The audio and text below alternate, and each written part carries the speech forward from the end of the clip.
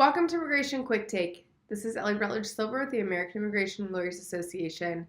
Yesterday, a federal judge in California barred enforcement of President Trump's executive order withholding funds from so-called sanctuary cities. Here to share details is William Stock, AILA President. Bill, thanks for joining me. First, what impact will the order have? The judge's decision goes after that part of the administration's early executive order, which tries to condition all federal funding on compliance with Section 1373. That's the section of the law which requires states and cities to allow communication about immigration status with federal authorities, what some people call sanctuary jurisdictions.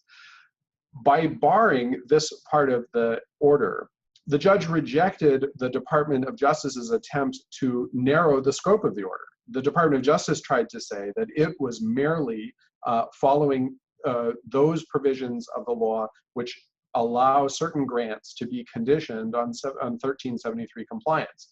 The judge didn't accept that narrowing. They said the order clearly applies to all federal funding, and that allowing the administration to condition all federal funding in a way that Congress did not allow would violate the Constitution. Was this decision expected?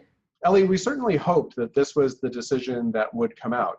It would have been nice to see the court also directly address whether Section 1373 violates the 10th Amendment, but that issue was not really before the court because it has not been directly enforced against these two cities yet.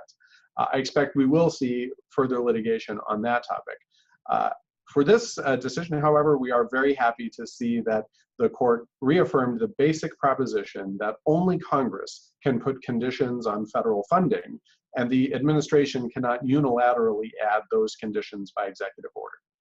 What could happen next? There are going to be at least a few more steps of litigation.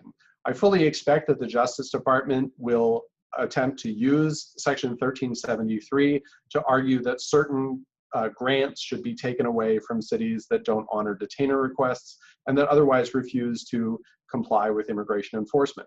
That litigation will probably be on a parallel track to this one. This litigation will certainly go to the Ninth Circuit and may very well go to the Supreme Court. Thanks, Bill, for joining me. For the rest of you, please stay tuned for more updates from the American Immigration Lawyers Association.